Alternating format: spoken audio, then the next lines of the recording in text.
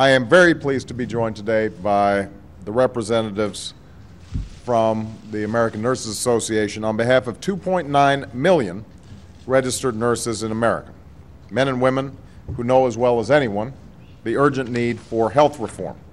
Now, as I said before, I have a long-standing bias towards nurses.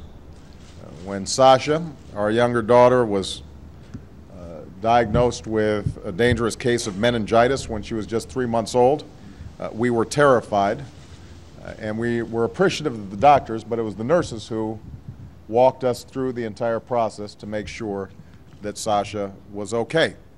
When both my daughters were born, the obstetrician was one of our best friends, but we saw her for about 10 minutes in each delivery.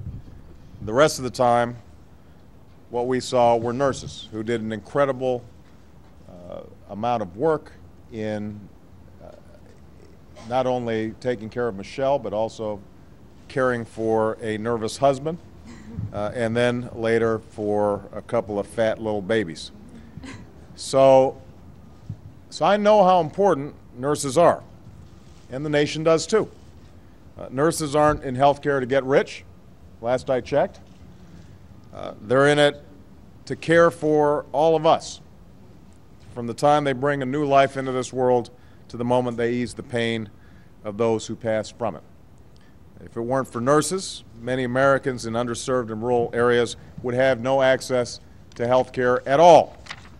And that's why it's safe to say that few understand why we have to pass reform as intimately as our nation's nurses. They see firsthand the heartbreaking costs of our health care crisis.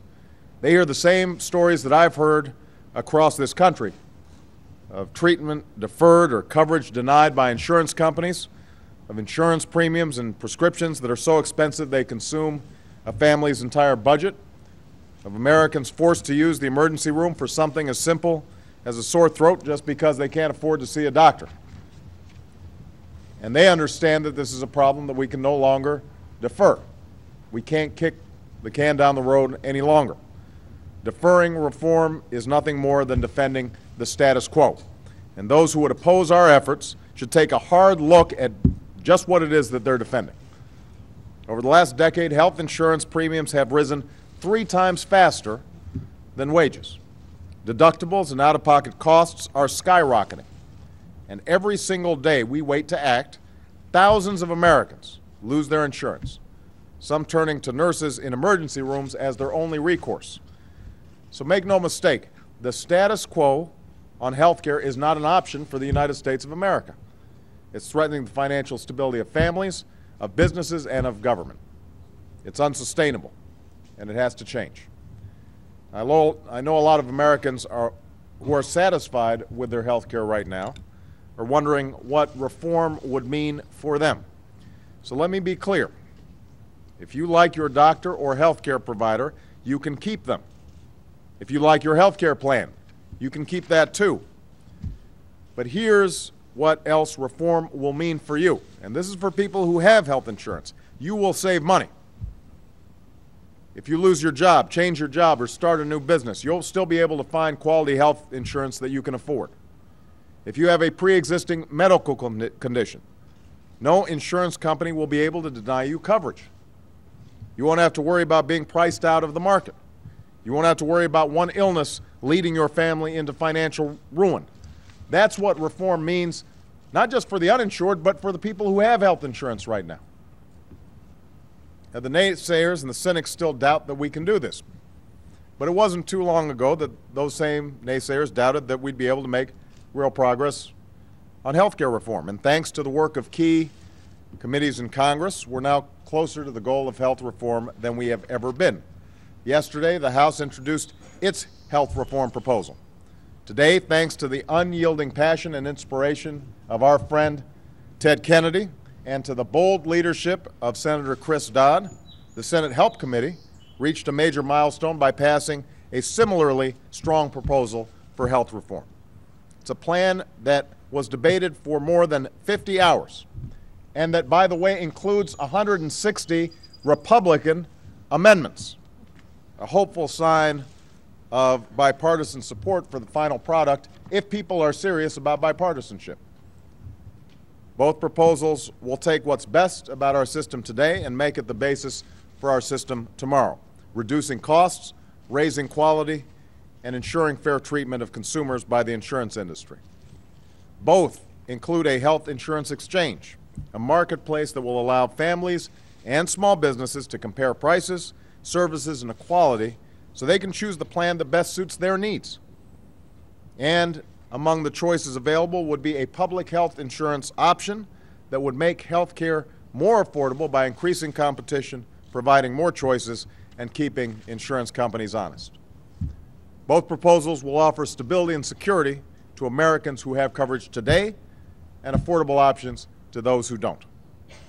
Now, this progress should make us hopeful, but it can't make us complacent. It should instead provide the urgency for both the House and the Senate to finish their critical work on health reform before the August recess. America's nurses need us to succeed, not just on behalf of the patients that they sometimes speak for. If we invest in prevention, nurses won't have to treat diseases or complications that could have been avoided. If we modernize health records, we'll streamline the paperwork that can take up more than 1/3 of the average nurse's day, freeing them to spend more time with their patients. If we make their jobs a little bit easier, we can attract and train the young nurses we need to make up a nursing shortage that's only getting worse. Nurses do their part every time they check another healthy patient out of the hospital. It's now time for us to do our part. I just want to be clear.